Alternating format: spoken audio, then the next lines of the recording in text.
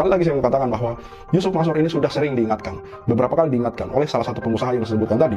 Karena memang kami wawancara, dia cerita langsung gitu, bahwa Yusuf Mansur ini sudah kami ingatkan bahkan sebelum dia bikin PyTrend. Tapi pada dasarnya memang dia yang di kepala batu, dia yang di keras kepala, sudahlah salah ngotot. Akhirnya dia bangunlah PyTrend dan akhirnya menimbulkan masalah lagi. Jadi memang ada banyak masalah yang menumpuk yang menyeret nama Yusuf Mansur. Sekali lagi itu adalah ulahnya sendiri. Karena memang bukan dia yang dirugikan di sini, tapi umat yang paling dirugikan. Assalamualaikum warahmatullahi wabarakatuh.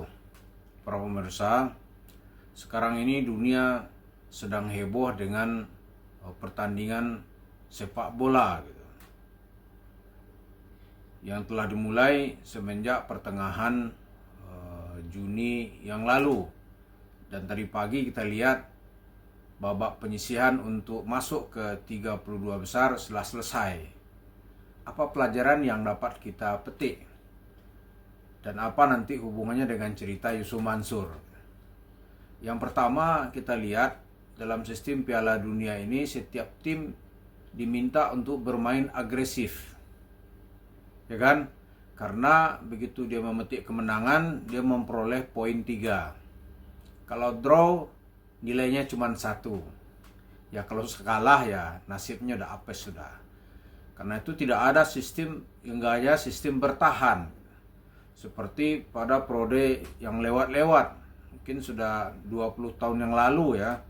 Itu sudah tidak ada lagi cerita. Dulu tuh dengan hanya modal bertahan dia bisa lolos ke babak berikutnya. Maka sistem pemain yang suka bertahan dia sering nggak lolos lagi udah, dan nggak menarik permainannya. Di antaranya yang suka bertahan hebat itu dulu dikenal dengan tim sepak bola Italia. Tapi semenjak 4 kali Piala Dunia terakhir dia nggak dapat ya.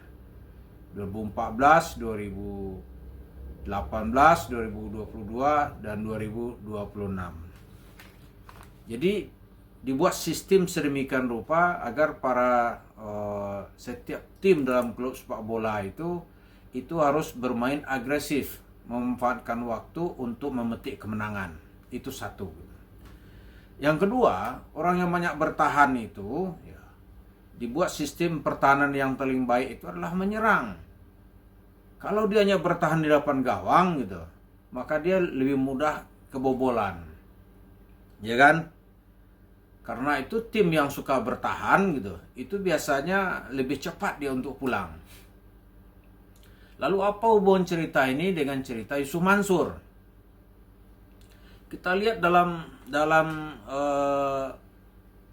tahun terakhir ini Yusuf Mansur itu hanya bertahan gitu. Di kita sekarang ini sudah benar kita serang terus menerus, maka benteng demi benteng dia bobol.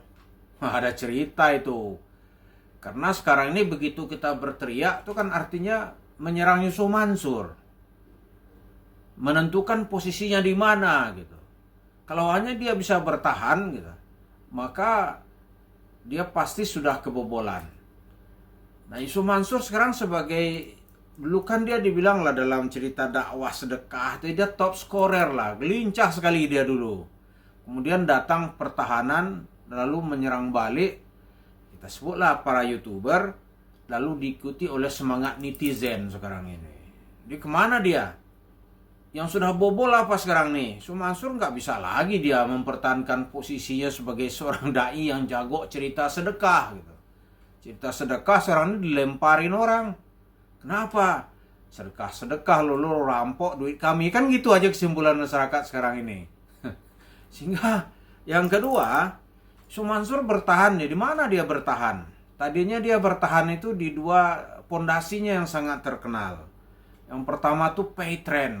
PayTrend meraup duit gitu. Ya kan? Meraup duit PayTrendnya.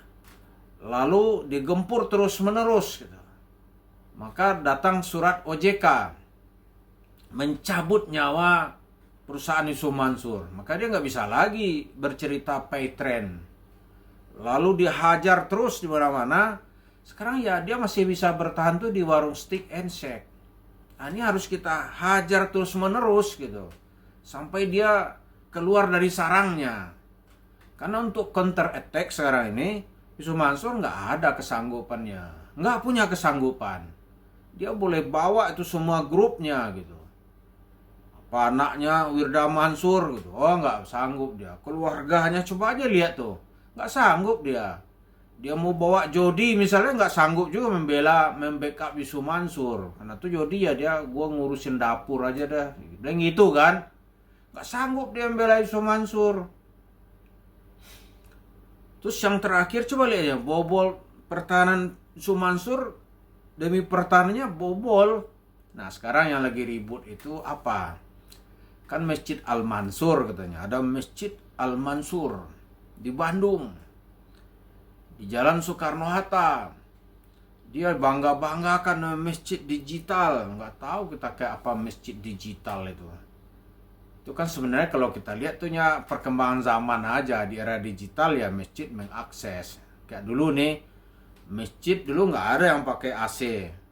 Lalu perkembangan ya AC lebih mudah didapat, lebih murah, listriknya pun lebih bisa dikontrol gitu. Ada orang semua masjid sekarang ini pakai AC. Nggak sanggup tuh khatib sekarang ini tuh imam menjadi imam suasananya panas gitu. Kalau nggak ada AC, khususnya di kota-kota besar ya, Jakarta misalnya, itu nggak sanggup orang. Kecuali kalau di Bandung ya udara lebih dingin ya, di puncak dingin ya nggak apa-apa lah. Atau di kota-kota di Jawa kan penduduk nggak banyak gitu, masih sanggup lah. Tapi di kota-kota besar yang berpenduduk padat ya nggak sanggup. Lalu Yusuf Mansur cerita kehebatan masjidnya apa? Ya nggak ada. Terbongkar ternyata itu tanah punya orang. Atau dulu mungkin cerita mau beli kali ya, nggak dibayar-bayar. Dilelang. Kan malu kita kadang-kadang kok masjid dilelang gitu. Ya, masjid kok dilelang. Lalu kontraktor kok nggak dibayar. Ya tapi itulah Yusuf Mansur. Ini harus kita gempur, terus-menerus disuarakan. Cara menggempur kan disuarakan. Begitu berteriak Yusuf Mansur, dia terserahlah, dia pura-pura nggak dengar. Terserah, tidur juga boleh, tidur aja dah. Tapi suara kita ini akan didengar oleh banyak orang, ribuan orang, terus-menerus tanpa batas waktu. Ya toh? Tanpa batas waktu. Jadi apa sekarang ini yang bisa dilihat oleh Yusuf Mansur? Kita harus, serangan kita gencar terus gitu. Jadi dia nggak bisa bertahan. Kalau kita diam, maka akan terjadi counter attack. Dia akan menyerang balik. Cobalah Wirda Mansur katakan sekolahnya aja di 3 benua, ya di 3 negara gitu. Kan hebat berarti itu. Coba dong dibantah gini-ginian gitu. Sanggup nggak dia? Begitu satu dia bantah, mungkin 40 orang yang menyerang balik. Nggak hanya Romongso, yang lain-lain. Coba itu.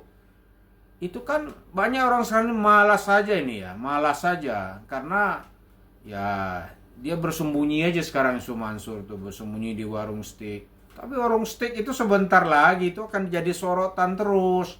Karena itu diambil dari cara menggelapkan uang jemaah masjid kota wisata Cibubur. Lalu uang paytren itu kan orang akan bongkar terus itu.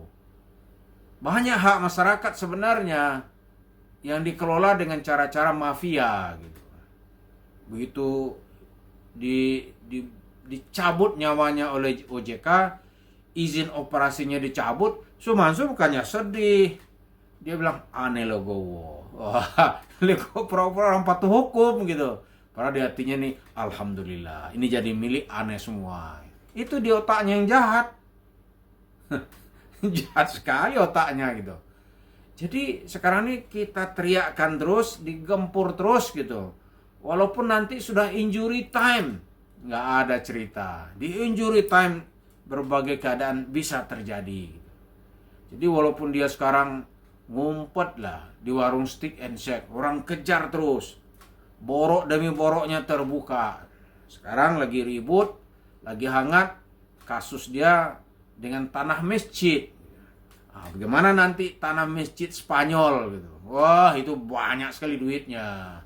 Banyak sekali duitnya. Karena satu orang saya itu menyumbang 1 juta rupiah. Oh, banyak itu. Kalau dia dapat 1 juta orang, mungkin nggak dia dapat 1 juta orang? Sangat mungkin. Karena dia di peak of popularity kan.